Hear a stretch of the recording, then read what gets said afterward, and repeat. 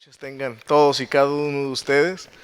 Nos da de verdad un gusto enorme poder reencontrarnos acá en estudio de entre semana en las Escrituras. Y bueno, como les decía también, moviéndonos, haciendo esta transición del 204 acá al edificio principal. Así es de que sean bienvenidos cada uno de ustedes. Y como ya saben, hemos comenzado la semana pasada a dar una introducción sobre la carta de Juan, primera de Juan, cartas juaninas, que es lo que vamos a estar estudiando.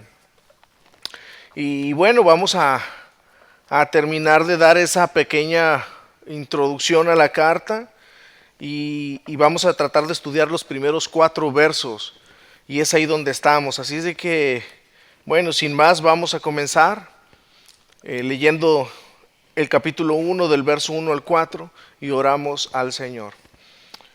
Dice la palabra de Dios, capítulo 1, primera de Juan, verso 1 al 4.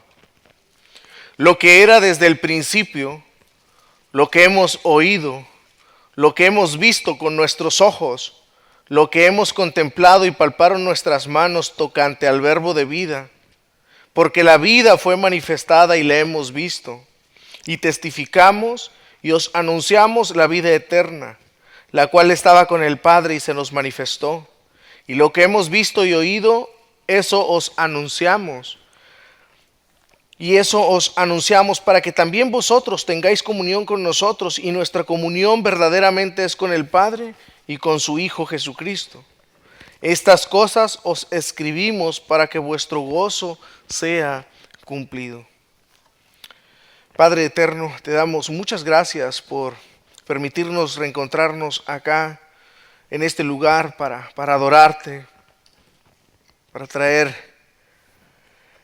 gloria a tu nombre mediante el estudio de las Escrituras, que por lo cual nosotros también te damos muchas gracias, porque afortunadamente podemos tener libertad de culto, de adoración, y todo esto gracias a ti, Señor. Gracias a tu voluntad, a tu buena voluntad para con nosotros, que permites que tengamos este espacio de libre adoración, y no solamente aquí, sino en general en este país aún. Pedimos, Señor, que uses tu palabra en esta noche para edificación de nuestras vidas. Que hables a nuestro corazón, que hables a nuestra mente, que sea tu Santo Espíritu, oh Dios, ayudándonos. Quita de nosotros, Señor, toda distracción de mente, cansancio. Te damos gracias, mi Dios, por proveer para que nosotros podamos venir acá, mis hermanos puedan venir acá. Gracias por tu provisión para con cada uno de ellos. En el nombre de Jesús, Señor, háblanos. Amén y amén. Vamos a estar estudiando Jesús eterno, la vida que se manifestó. Jesús eterno, la vida que se manifestó. Ya nosotros dimos una pequeña introducción la semana pasada, hermanos, en este estudio de Primera de Juan, pero solamente para recordar algunos detalles, ya no todos, pero algunos detalles con ustedes, sobre todo aquellos que no pudieron estar con nosotros la semana pasada. Quiero comenzar respondiendo a la pregunta, ¿quién escribió esta carta? Porque como ustedes pueden observar, y lo que acabamos de hacer, que es leer, no vemos ahí la introducción a alguien diciendo yo Juan, por ejemplo, yo Pablo, como Pablo acostumbraba y acostumbra hacerlo en sus cartas, sino que aquí hay una abrupta introducción inmediatamente. Así es de que no sabemos quién es el autor, porque no lo dice la carta en sí.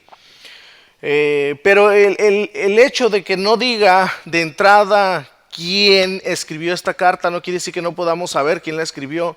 Nosotros inclusive al comenzar a leerla, inmediatamente nosotros podemos observar que es Juan por los detalles que él nos da en la carta. Pero tenemos suficiente información que acreditan entonces de que Juan fue el autor de esta carta. También hay bastante información desde el primer siglo que datan de que fue Juan quien escribió con seguridad acá. Juan, ciertamente, como ustedes saben, fue uno de los 12 discípulos de Jesús y posteriores apóstoles. Desde el principio podemos aquí notar la peculiaridad de que él se presenta con las marcas características de un apóstol verdadero, de un apóstol de Jesucristo. Inclusive en esa introducción la semana pasada yo les decía que esta es una carta más de un verdadero apóstol. Así es de que si usted o alguien desea recibir palabra de un apóstol verdadero, bueno, aquí tenemos una carta. Aquí tiene seguridad. Ya que podemos ver también que él declara desde la introducción haber sido un testimonio de nuestro Señor Jesucristo, de la resurrección de su cuerpo, y pues por tanto él es un intérprete autorizado para transmitir el significado de la vida, encarnación, muerte y resurrección de nuestro Señor Jesucristo. Y eso nos lo dice precisamente en este primer capítulo, desde el verso 1 hasta el verso 3. Así es de que ahí está Juan escribiendo esta carta. Ahora, ¿a quién escribió Juan esta carta? ¿Quiénes eran los destinatarios? Esta carta fue destinada a creyentes de Asia. Lo podemos ver también en los capítulos 2, en el verso 12 y en el verso 14.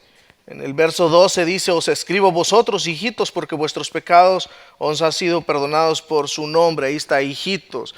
Habla de una relación, tienen que ver con creyentes. En el verso 14 dice: os he escrito vosotros, padres, porque habéis conocido al que es desde el principio. O sea, habla de la cercanía.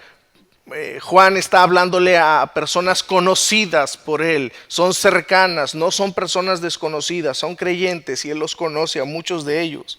Y eso también lo podemos ver ahí en el capítulo 3, verso 1. Así es de que, hermanos, de entrada también podemos aprender esto. Primera de Juan es una carta católica. Primera de Juan es una carta católica. Usted dirá, a ver, ¿cómo está eso? Sí, es una carta católica. ¿Qué significa la palabra católica? La palabra católica significa universal, ¿ok?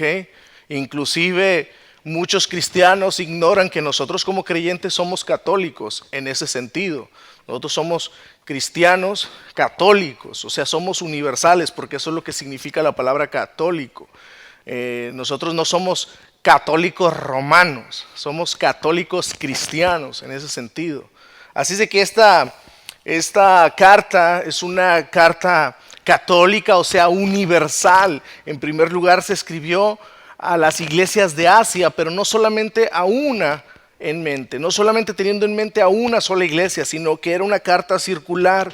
Había varias iglesias y esta carta tenía que circular en todas las iglesias, debía leerse en todas las iglesias del Señor Jesucristo y por tanto a todos los cristianos en todas las épocas. Y eso es lo que le hace ser una carta católica, universal. ¿Qué llevó a Juan a escribir esta carta? En aquellos días se levantaron muchos falsos maestros. Desde el principio de la iglesia se comenzaron a levantar muchos falsos maestros. Muchos de estos falsos maestros se levantaron mayormente de la propia iglesia. Se empezaron a rebelar en contra de las enseñanzas de Cristo y de los apóstoles. Entonces se comenzaron a levantar, se empezaron a adjudicar ser maestros y lo que comenzaron a hacer es a visitar iglesias. Comenzaron a ser pastores itinerantes, de esos que visitan una iglesia, que van y se acercan a un pastor y le dicen: oye, pastor, mira, fíjate, yo soy profeta, yo soy pastor, ¿me das chance de predicar en tu iglesia? Bueno, pues no sé quién eres, pero éntrale, ahí está el púlpito. Algo muy parecido a lo que sucede hoy día. Y lo que pasaba es de que estos falsos maestros empezaban a aprovecharse de las personas, iban con intenciones de sacarles el dinero. Nada nuevo bajo el sol, ¿ok? Eso siempre ha existido. Los falsos maestros siempre detrás tienen ese interés. Nunca falta eso. Un falso maestro siempre tiene como intención ahí de sacarles el dinero de los bolsillos a las personas, valerse de artimañas, de palabrería, de seducirlos por medio del oído, hacerles falsas promesas. Y pues las personas tristemente nunca faltan aquellos incautos que se prestan a los juegos de los falsos maestros. Y eso es lo que comenzó a suceder. Falsos maestros comenzaron a salir y a visitar las iglesias. Muchos de esos maestros itinerantes tenían buenas intenciones, pero la realidad es que muchos de ellos no. Y lo mismo sucede hoy día. No quiere decir que los pastores de hoy día que visitan iglesias todos sean falsos maestros.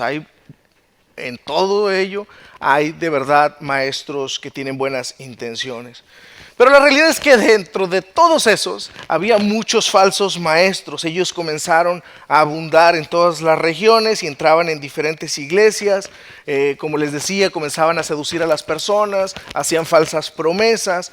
Y el apóstol Juan, conociendo esas malas intenciones, conociendo a estos falsos maestros que estaban haciendo un daño dentro de las iglesias y podían hacer un daño aún mayor, es que Juan tiene que tomar cartas, ahora sí que cartas, en el asunto. Tiene que escribir estas cartas que nosotros tenemos y que vamos a comenzar a estudiar, primera de Juan, segunda de Juan y tercera de Juan. Les decía también que muchas personas hoy día piensan de la iglesia primitiva como una iglesia perfecta. Cuando se imaginan la iglesia primitiva con los apóstoles, piensan que era una iglesia perfecta. Y no, amados. La realidad es de que en realidad era que sí era una iglesia llena del Espíritu Santo. Imagínense haber escuchado a los apóstoles de primera mano. Tenía que haber sido algo hermoso, ¿no? Pero la realidad es de que no era perfecta. Tenía muchos problemas, tenía que enfrentar constantes conflictos y muchos de esos eran los de los falsos maestros. Juan, como los demás apóstoles, tuvieron que escribir cartas para defender las escrituras, para defender, las doctrinas esenciales de la fe cristiana. Hoy muchas personas tienen la mentalidad de decir, ¿por qué hablar de los falsos maestros? ¿Por qué hacer tanto mención acerca de las falsas enseñanzas y de lo que enseñan en otras iglesias? La iglesia no necesita ser defendida, las escrituras no necesitan ser defendidas, Cristo no necesita ser defendidas. Pero la realidad, hermanos, es de que ese pensamiento no es bíblico, puesto que nosotros vemos por las mismas escrituras que los apóstoles dedicaron sus vidas, tiempo y por tanto nos dejaron plasmadas en estas cartas esa defensa. Las cartas fueron en razón de que trataron siempre desde el principio defender la sana doctrina, defender las enseñanzas de Cristo. Así es de que es una mentira o no es apropiado pensar que nosotros no debemos defender la Biblia, o que nosotros no debemos defender a Cristo, o que nosotros no debemos hablar sobre las falsas enseñanzas. No es correcto pensar que nosotros no debemos hablar de los abusos. Todo eso se debe hacer, porque es una forma de prevenir a las personas. Y eso es lo que precisamente Juan hace acá. Con esa intención nos escribe la carta. El ministerio apostólico, ustedes saben, hermanos, fue desde el principio también marcado por las injusticias, pero también fue marcado por los martirios, no solamente de los apóstoles, sino de muchísimos creyentes del primer siglo que dieron sus vidas precisamente por defender la santa palabra de Dios. Así es de que por estas razones y muchas otras más, obviamente, que por causa de tiempo no nos da como para expandir de más, pero aquí tenemos las principales razones del por qué Juan tuvo que escribir estas cartas. La máxima una de las prioridades de Juan de escribirnos acá es para identificar o ayudarnos a nosotros a identificar cómo se mira el verdadero cristianismo. Incluso así le hemos puesto al título de esta serie de estudios. cómo se mira el verdadero cristianismo. El verdadero cristianismo. ¿Y en qué consiste precisamente el verdadero cristianismo? Pablo tiene como intención que los cristianos puedan identificar quiénes son los falsos maestros, puedan identificar cómo se miran los falsos maestros, pero también cómo se mira el cristianismo verdadero, cómo se mira un verdadero cristiano. Incluso dentro de estas primeras iglesias había muchos creyentes que, aparte de no saber identificar cómo se mira un falso maestro, muchos de ellos no tenían seguridad de su propia salvación. Así es de que, como pueden ver, lo mismo sucede hoy día. Hay muchas personas que se consideran creyentes y que tal vez sí son creyentes, pero no tienen la madurez, no tienen el discernimiento para poder identificar un falso maestro de aquel que no lo es.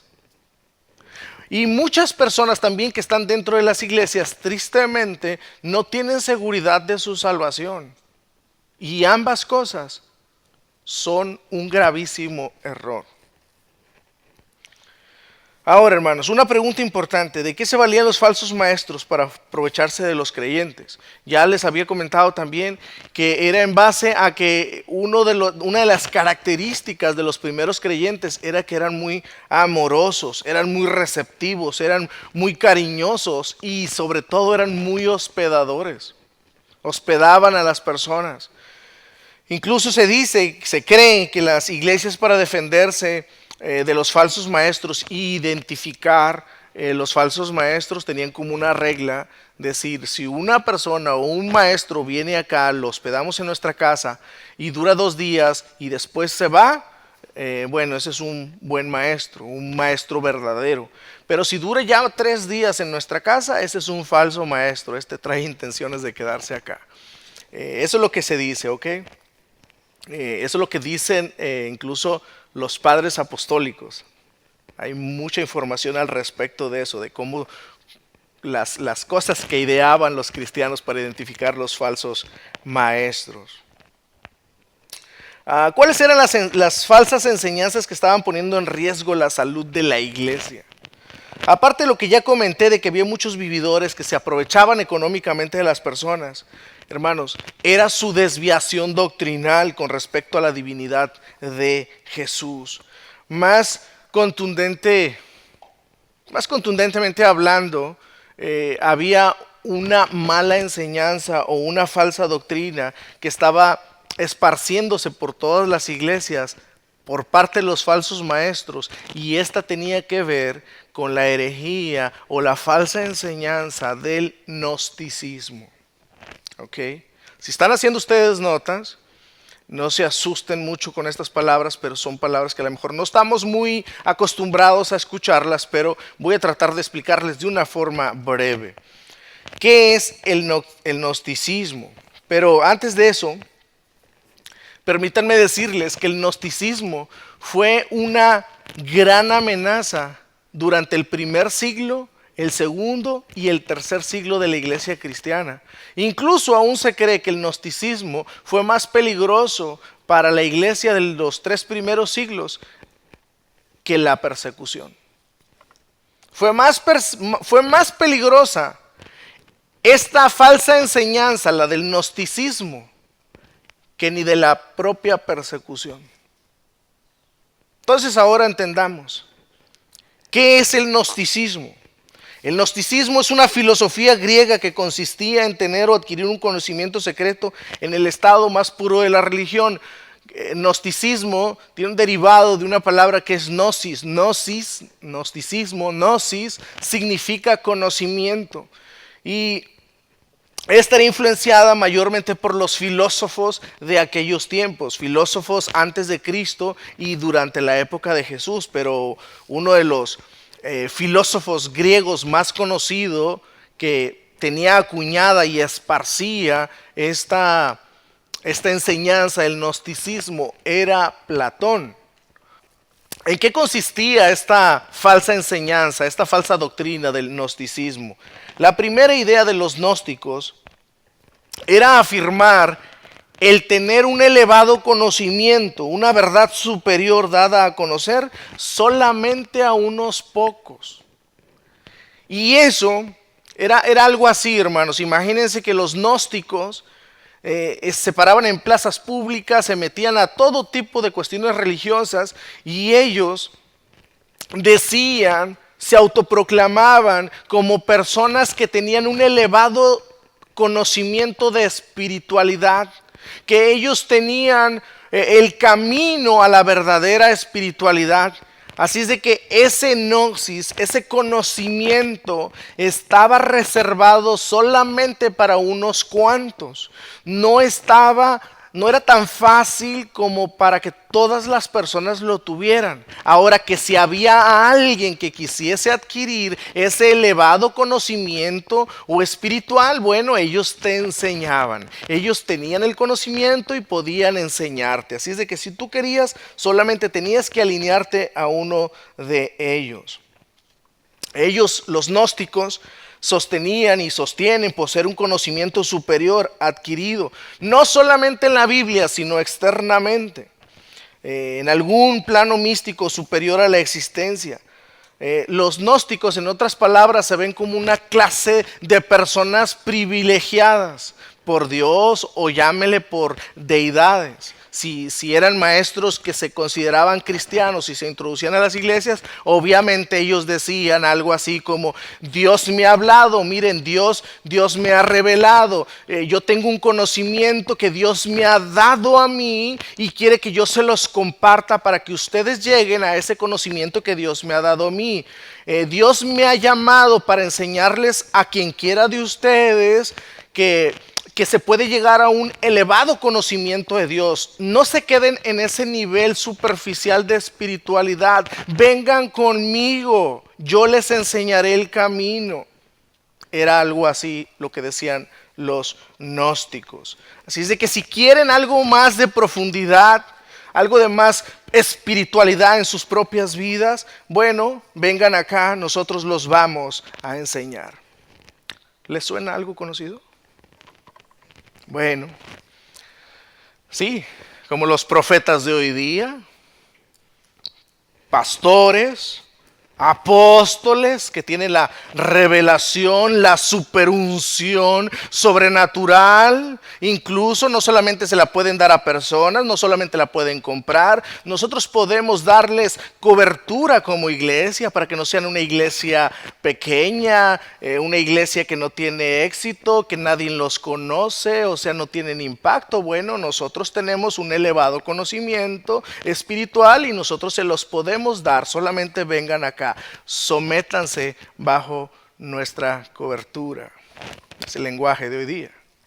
Así es de que, como pueden ver, hermanos, el gnosticismo no solamente tenía que ver o era un problema en el primero y segundo y tercer siglo. El gnosticismo nunca se ha ido. El gnosticismo siempre ha estado. Sí. Estas falsas enseñanzas, las herejías, lo único que han hecho es que se han camuflajeado. Se han vestido con un ropaje o un disfraz diferente, pero la raíz es la misma. La segunda idea de los gnósticos consistía en creer en un dualismo en cuanto al espíritu y la materia. Los gnósticos aseguran que la materia es inherentemente mala y el espíritu es bueno. Por tanto, como resultado de esta presuposición, los gnósticos creen que hacer cualquier cosa con el cuerpo humano, con el cuerpo físico, lo que usted quiera, no importa. Lo que usted haga con el cuerpo no importa. No tiene la menor repercusión. En nada le afecta, ni en lo espiritual, ni en lo personal. Usted haga con su cuerpo lo que quiera. Incluso la mentalidad de los gnósticos en este segundo sentido, ellos creían que aún el pecado más grande que usted pudiese cometer no tenía repercusión alguna. Porque la vida realmente existe solamente en el reino espiritual, pero no en el material. Bueno, el problema de los gnósticos era tan grave, hermanos, que Pablo tuvo que tratar esto en la iglesia de los Corintios. El gnosticismo era tan grave que estaba dentro de la iglesia de los Corintios. Muchos cristianos continuaban siendo influenciados precisamente por esta herejía, por esta enseñanza del gnosticismo, por esta filosofía. Usted puede leer en su casa 1 Corintios capítulo 6, del verso 12 al 20, donde Pablo tiene que decirles ahí claramente. Solamente les leeré un verso, pero para no tomar mucho tiempo, pero por ejemplo, el tema es glorificad a Dios en vuestro cuerpo. En el verso 13 dice, las viandas para el vientre y el vientre para las viandas, pero tanto el uno como las otras destruirá Dios. Pero el cuerpo no es para la fornicación, les tiene que decir Pablo a los Corintios, sino para el Señor, y el Señor para el cuerpo. Y verso 15, ¿no sabéis que vuestros cuerpos son miembros de Cristo? Estoy leyendo capítulo 6 de 1 Corintios, versos del 12 en adelante. En el verso 18 dice, huid de la fornicación. Cualquier otro pecado que el hombre cometa está fuera del cuerpo, mas el que fornica contra su propio cuerpo peca. ¿Por qué tuvo que escribir Pablo esto? Precisamente, hermanos, porque en la iglesia de Corinto se había apropiado de entre los mismos cristianos, y muchos de ellos continuaban siendo influenciados por esta filosofía del gnosticismo. Ellos creían, lo que hagamos con el cuerpo no importa. Así es de que ellos pensaban que tener relaciones ilícitas fuera del matrimonio, estar casados y tener relaciones con otra persona que no fuera su esposo, no le afectaba en lo menor. Lo que hicieras con el cuerpo no importaba. Entonces imagínense, hermanos.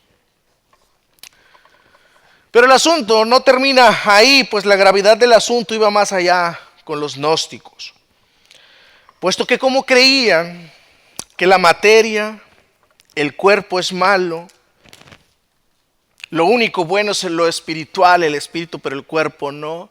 Entonces ellos decían, Jesús no vino en carne. Jesús no vino como un hombre. Enseñaban que el cuerpo de Jesús no era real. Eso es lo que hacían estos falsos maestros. Se introducían a las iglesias y comenzaban conversaciones también. Y ¿a poco tú eres de los que creen que Jesús vino en realidad? O sea, ¿crees que vino en cuerpo? Sí. No, ¿cómo vas a pensar? El cuerpo es malo. ¿Cómo? Entonces, si el cuerpo es malo, ¿cómo se te ocurre creer que Jesús va a venir en un cuerpo? No, Jesús era espíritu. Aparentaba ser humano, pero no era humano, era espíritu. Así es de que para combatir esas ideas erradas, Juan enfatiza inmediatamente y abruptamente, y ese es nuestro primer punto, hermanos, la humanidad de Jesús. Verso 1, volviendo a Juan.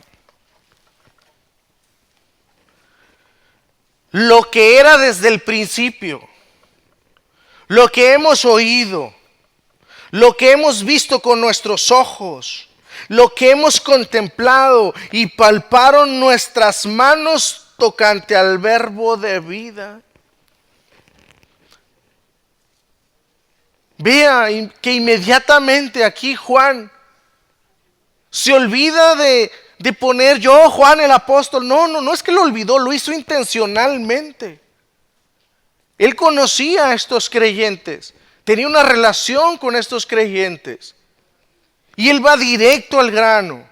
Hay algo importante que las personas tienen que saber. No vamos a perder tiempo en introducciones propias o personales, sino que Juan inmediatamente hace énfasis en la humanidad de Jesús.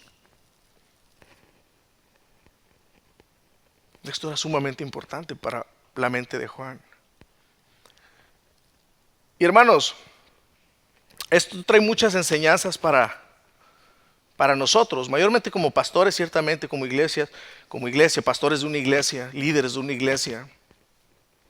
Los pastores tienen que tener esta actitud que nosotros vemos tanto en Jesús y como en los apóstoles, de siempre velar por el rebaño.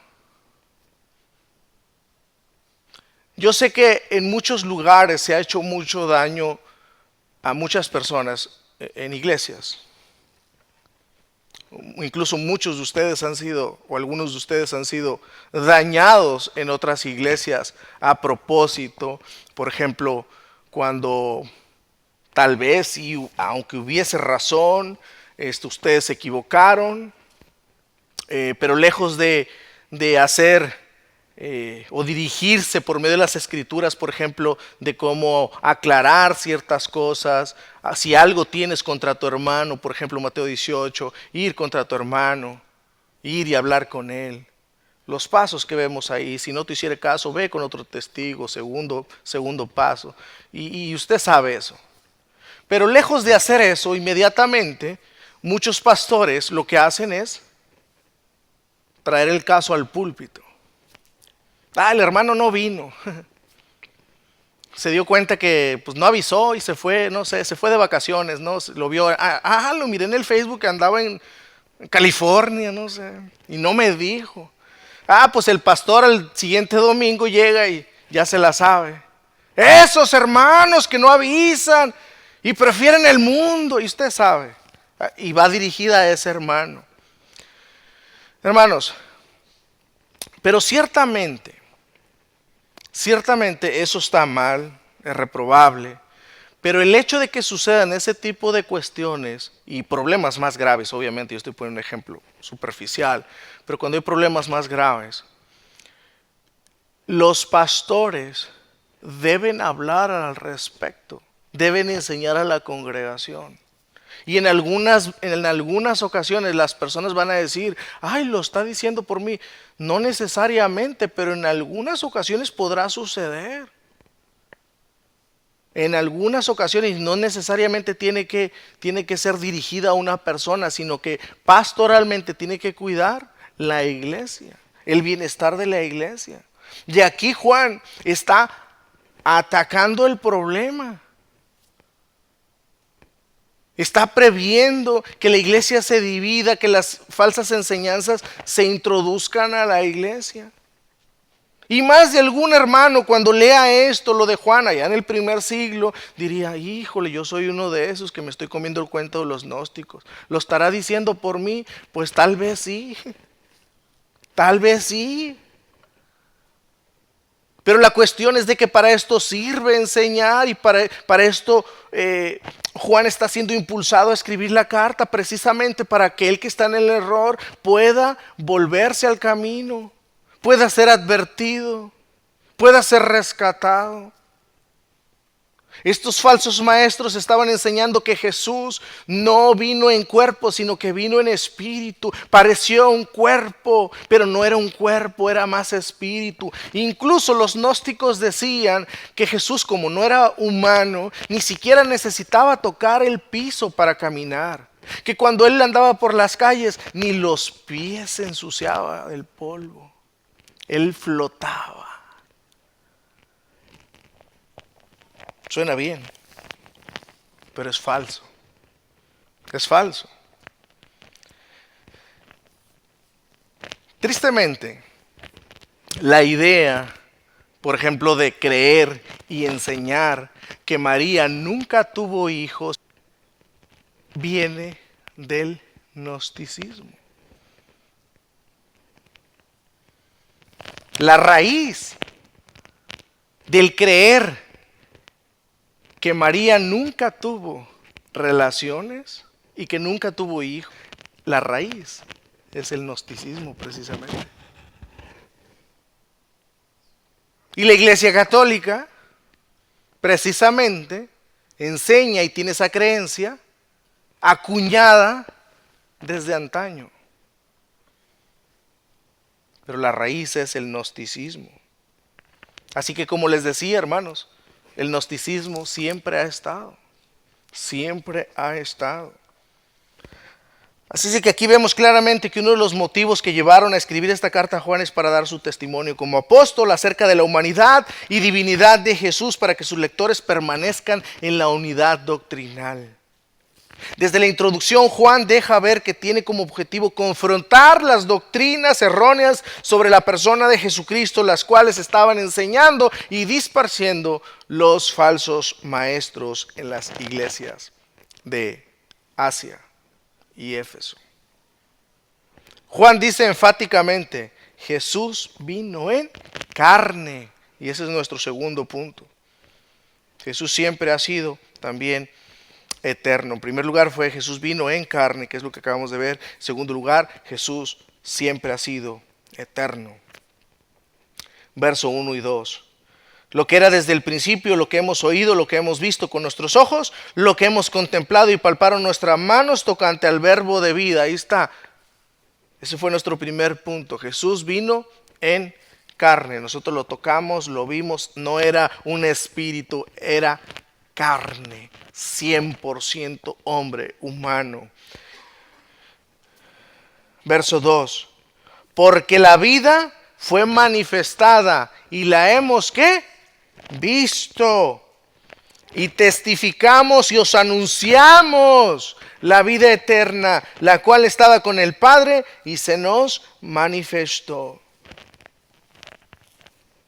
Juan dice: lo que era desde el principio. Así comienza el verso 1. Lo que era desde el principio. Esto, hermanos, tiene múltiples significados. Por ejemplo, que Él es la fuente de donde se originó todo, que Él también es el poder y la autoridad, y que Él es tanto creador del universo como quien lo gobierna. Juan también se refiere ahí mismo a Jesús como el verbo de vida. El verbo de vida, ahí al final del verso 1. El verbo de vida, el verbo significa logos. Para los griegos la palabra logos era conocida. La que está usando aquí Juan era conocida. La palabra logos en griego era algo del uso común, pero ellos lo usaban o lo entendían como la fuerza de algo impersonal, una fuerza que provenía del exterior, del universo, la cual actuaba sobre el mundo natural. Una fuerza externa actuando en lo natural. Ese era el significado de los griegos. Pero aquí Juan usa la misma palabra, el logos, el verbo, pero no para usarla como algo externo, sino lo usa para darle un sentido personal a la persona de Jesús.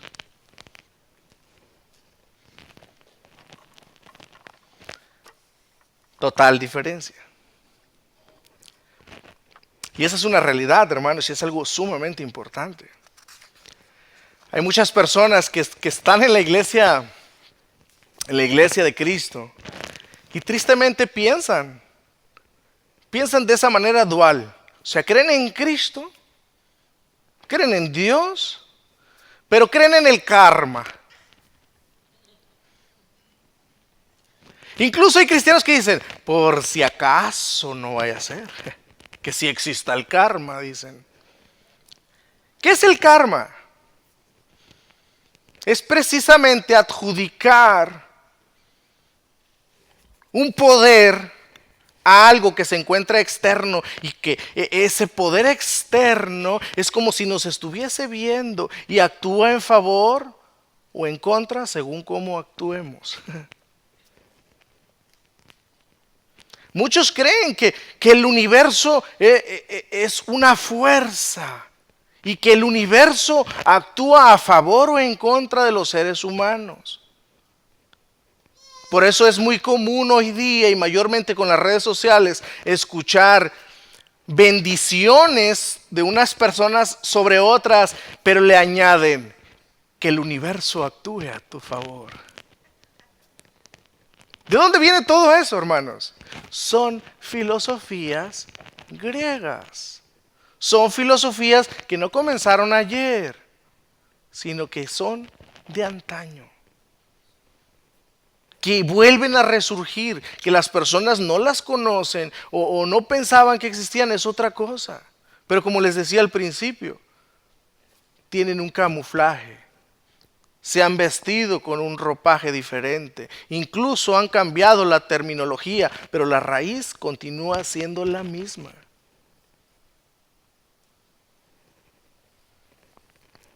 Y Juan lo que hace es, no, qué fuerza impersonal, qué fuerza activa que anda por ahí por los aires. El Logos es el verbo de vida y el verbo de vida es una persona, es Jesucristo. Eso es lo que está haciendo ahí Juan.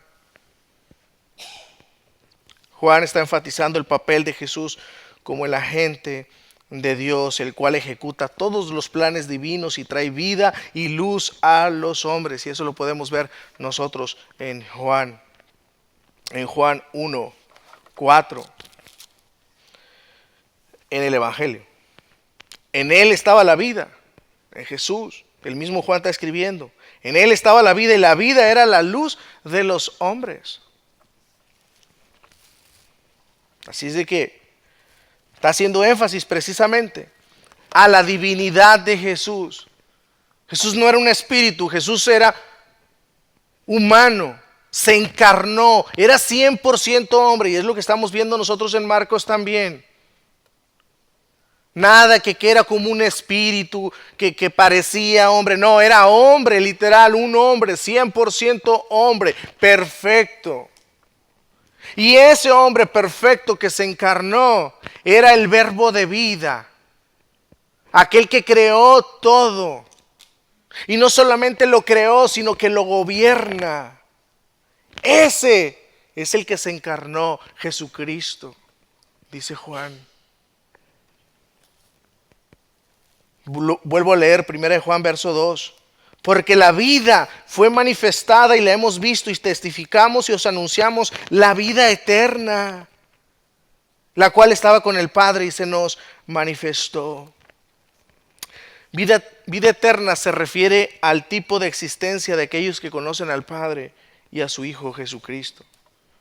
Hermanos, es llamada la vida eterna porque tal relacionamiento de estas personas que han puesto su fe y confianza en Jesús, ese relacionamiento es eterno con la persona de Jesús y con la persona de Dios, con la persona del Espíritu Santo. Es una relación estrecha, duradera, eterna, lo cual hace un contraste total con las relaciones humanas. La vida eterna se nos manifestó. Así es de que estamos hablando de una calidad diferente de relación y eso es lo que precisamente Juan nos está diciendo ahí. Verso 3. Lo que hemos visto y oído, eso os anunciamos para que también vosotros tengáis comunión con nosotros. Y nuestra comunión verdaderamente es con el Padre y con su Hijo Jesucristo. Una palabra muy importante que aparece ya aquí en el verso 3 es comunión. Comunión. Y Juan está dejando en claro ahí cómo es que se tiene esa comunión intrínseca, verdadera, genuina. Juan nos dice que esa unidad, esa comunión en primer lugar se da por la comunión que tenemos con Él, con Jesucristo, pero también con la verdad apostólica. Juan está apuntando a la verdad apostólica porque cuando Juan está escribiendo acá, Jesús, recuerden, ya no está. Y las personas que están acá, imagínense en el primer siglo, están, nosotros queremos tener comunión con Jesucristo. ¿Cómo podemos tener verdadera comunión con Jesús? ¿Quieren tener verdadera comunión con Jesús? Tienen que tener comunión por medio de la verdad apostólica, de la verdad que ha sido dada por los apóstoles. Por ahí comienza la unidad y la comunión, dice Juan. Y eso, amados, es lo mismo para nosotros hoy día. Aplica de la misma manera, hablando en lo personal. como creyentes y como iglesia? ¿Cómo podemos saber que alguien es un verdadero cristiano? Según la Escritura, y esa es la verdad, la Escritura dice que todo comienza por la verdad doctrinal, por la unidad doctrinal. Así es de que la pregunta comienza ahí. ¿Qué es lo que tú crees acerca de Jesús? ¿Qué es lo que nosotros como iglesia creemos acerca de Jesús? Una iglesia no se identifica como cristiana por el hecho de tener un logo que diga Iglesia Cristiana Julana de tal. Tristemente las personas en eso se basan, ¿no?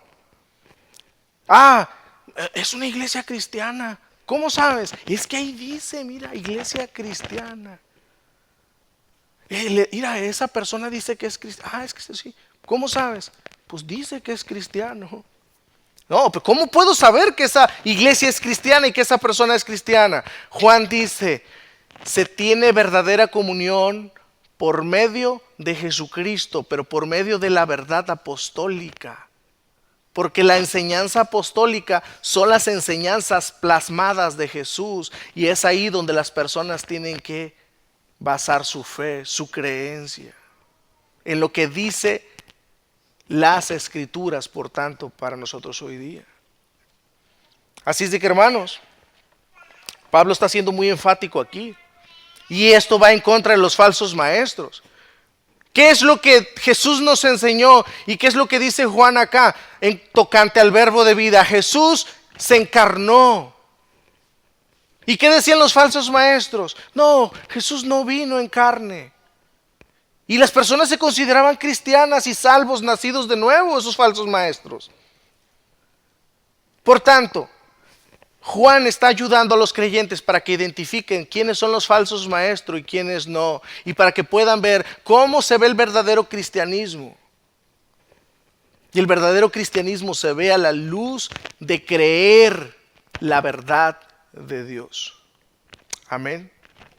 ¿Estamos entendiendo ahí? ¿Estoy explicando?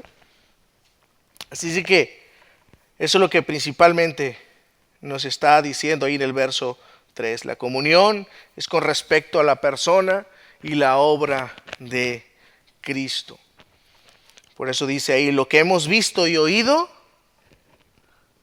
No es un mensaje nuevo que traigo yo aquí, Juan. Dice, no, lo que hemos visto y oído tocante a Jesucristo. Eso, lo que hemos escuchado, lo que hemos visto, eso es lo que les anunciamos. ¿Para qué? Para que también vosotros tengáis comunión con nosotros. ¿Sí ven la relación intrínseca? Jesús nos enseñó, nosotros tenemos comunión con Jesús, dicen los apóstoles, porque tenemos la verdad, lo que hemos oído, lo que hemos escuchado, eso es lo que les anunciamos. No les hemos rebajado la leche, no les hemos adulterado, en eso consiste la comunión. Por tanto, si ustedes creen esta verdad, ustedes tendrán comunión con nosotros como nosotros tenemos con Cristo. O sea, todos tendremos comunión con Jesús. Y no solamente con Jesús. Nuestra comunión verdaderamente es con el Padre y con su Hijo Jesucristo. Verso 4. Estas cosas os escribimos. ¿Para qué? Para que vuestro gozo sea cumplido. Para que vuestro gozo sea cumplido. Hermanos, no hay mayor alegría para un pastor de Dios que ver a las personas, que ver a los creyentes, que ver a las ovejas caminando firmemente en la verdad de Dios. ¿Usted quiere ver un pastor alegre, contento? Camine en la verdad de Dios. Es la mayor alegría que puede tener un pastor. A un falso maestro no le importa eso. Si usted vive como vive, si usted tiene doble vida, si cuando tiene conversaciones se avienta sus chistes doble sentido, es más, hasta él le entra, el pastor. Al falso maestro no le interesa en lo absoluto su vida ni personal, ni espiritual, ni en ningún sentido. Juan dice, para que nuestro gozo sea cumplido. Aquí podemos entonces ver la alegría de Juan. Porque los lectores, estos cristianos hermanos, se habían convertido del paganismo a la fe en Jesucristo. Todos tenían un contexto pagano, pero ahora estaban caminando conforme a la fe en la verdad de Dios. Así es que hermanos, esa es una realidad. No hay mayor alegría para un pastor y para otros hermanos, obviamente, consecuentemente, ver a sus hermanos, ver a la iglesia de Dios caminando en obediencia a la palabra de Dios, afirmados en la doctrina bíblica. ¿Qué podemos aprender, hermanos, para terminar de esto? Como les decía, en primer lugar, esta carta que nos escribe Juan por inspiración de Dios tiene la misma importancia para nosotros hoy día que la que tuvo en el primer siglo. Es igual de importante. ¿Por qué? Porque hoy día, precisamente hoy día, se han introducido las falsas enseñanzas a las iglesias. El paganismo se ha introducido a la iglesia, el misticismo se ha metido a la iglesia. Vean ustedes a muchos creyentes de hoy día, de los tiempos en los cuales vivimos. Y es una vida que está basada en meramente misticismo. O sea, creen también en fuerzas externas, en el poder del universo, en el chakras, en el karma, en todo creen, hasta en la lotería, creen hasta en los horóscopos. O sea, hacen uso de todo por si también funciona. No pasan debajo de una escalera, no se dejan barrer los pies, porque piensan que todo eso tiene poder. Hermanos, tristemente así es la vida de muchos creyentes. Viven basados más en meras especulaciones, en misticismo, en enseñanzas o ideologías paganas, más que en la verdad de Dios. Y esto es lo que quiere atacar Juan. Por eso escribió estas cartas. ¿En qué se basa el verdadero cristianismo? ¿Cómo se mira el verdadero cristianismo? El verdadero cristianismo se puede observar en la vida de las personas cuando están caminando firmes en la verdad revelada de Dios. Amén. Por otro lado, sigue siendo importante esta carta, estudiarla para nosotros, porque también vemos a muchos pastores hoy día, sin escrúpulos, que entran a las iglesias con la única intención de sacarles el dinero a las personas, de valerse de toda estratagema, engaño, mentiras, promesas falsas, sin ningún temor. Eso es lo que abunda hoy día. No sé usted, pero muchas veces lo que sucede en la vida de muchos cristianos y que ya están en iglesias de sana doctrina es que como que de repente comenzamos a vivir también en una burbuja. Aquí estamos expuestos a la sana doctrina y estudiamos las escrituras, cantamos himnos y cánticos espirituales centrados en el evangelio y por momentos pensamos que el mundo o las otras iglesias ya están bien también, queremos imaginarnos, ¿no? Pero hay muchos testimonios y no terminamos de sorprendernos cuando hay personas que aún vienen a nuestra iglesia. Vienen una vez, dos veces y dicen, no, aquí está muy apagado, aquí falta el fuego del Espíritu. Y están acostumbrados, pues, entienden, ¿no? No, pues vamos, andamos buscando iglesia, nos dicen, estaremos orando por ustedes, les decimos. Y ya siguen, van, buscan iglesias. Y algunos han llegado y nos han dicho, no, sí, la verdad que anduvimos buscando iglesias, pero no, hombre, si viera esto y el otro. Con 2 enseñanzas que hemos escuchado, con eso nos abrió los ojos. No el pastor, es la palabra de Dios. Eso es lo que ocurre cuando las personas son expuestas a la palabra de Dios. La palabra de Dios es vida, da entendimiento, da luz.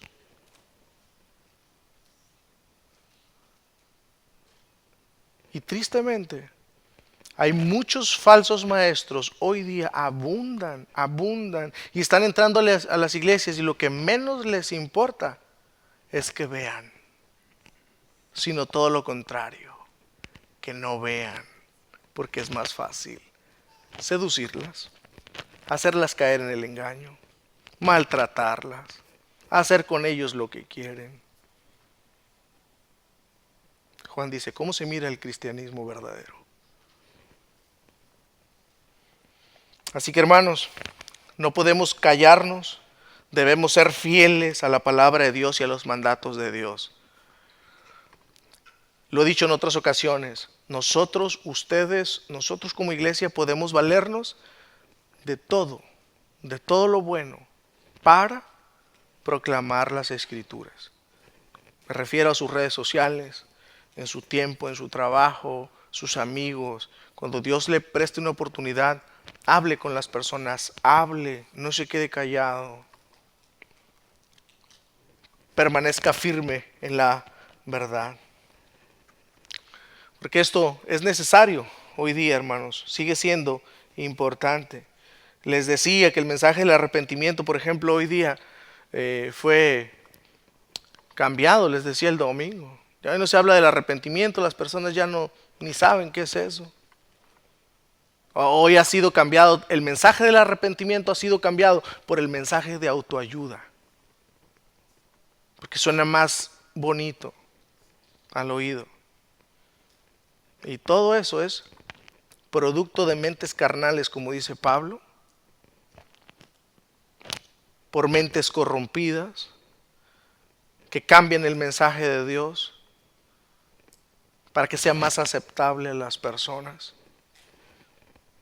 pero les están quitando el medio de salvación y de verdadera santificación.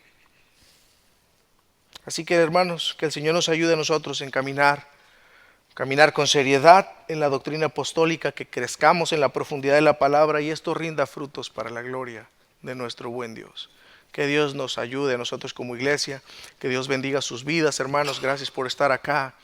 Es mi oración que Dios use no solamente esta enseñanza, sino que todo lo que compartimos en la gracia de Dios para la iglesia, para ustedes como familia, sea de mucho beneficio, traiga mucho fruto en sus propias vidas, en sus propios corazones, en sus mentes, esa renovación de mente, esa hambre y sed por la palabra de Dios, esa hambre y sed por ser cada día santificados, que crezca esa pasión en nuestros corazones, porque eso es una realidad, hermanos. Mientras más somos expuestos a la palabra de Dios, es inevitable que nuestros corazones se hinchen, es inevitable que nuestro corazón se vuelva fuego. Así como aquellos creyentes que caminaron con Jesús, mientras Jesús les estaba enseñando y les estaba predicando, sus corazones se enardecían, dicen las Escrituras. Y eso es lo que produce Dios en nuestras vidas cuando nosotros somos expuestos a la palabra de Dios. No mengúen, sino todo lo contrario, amados. Continúen. Sé que a veces uno está cansado, a veces tenemos esa lucha, pero gloria a Dios que nos ha permitido estar acá. Amén. Vamos a orar y dar gracias al Señor. Bendito Padre, te adoramos, te damos muchas gracias por tu palabra que es vida para nuestro ser, para nuestro cuerpo, para nuestro espíritu, Señor. Renuévanos por medio del entendimiento de tu palabra. Capacítanos cada día para caminar firmes conforme a la verdad revelada de la Santa Escritura, tu palabra. Señor, ayúdanos a amar y a atesorar a Jesús en nuestros corazones, las verdades que nosotros encontramos en esta. Gracias, Señor, porque el verbo de vida se ha manifestado a nuestros corazones. Nos has traído precisamente a ti, nos has permitido ver, nos has traído el paganismo a la verdad escritural, a tu santa verdad. Ayúdanos a caminar, Señor. Aquellos que están con una fe débil, que puedan estar con una fe débil en medio nuestro. Es mi oración, Señor, que tú les concedas caminar con mucha sabiduría y con una mayor pasión. Aviva el fuego, Señor, en nuestros corazones, en cada uno, y mayormente en aquel que se siente débil, aquel que tiene fuerzas, que se gloríe y que nos gloriemos solamente en Cristo. Alabado sea tu nombre, Señor, en el nombre de Jesús. Amén. Amén. Señor les bendiga, amados.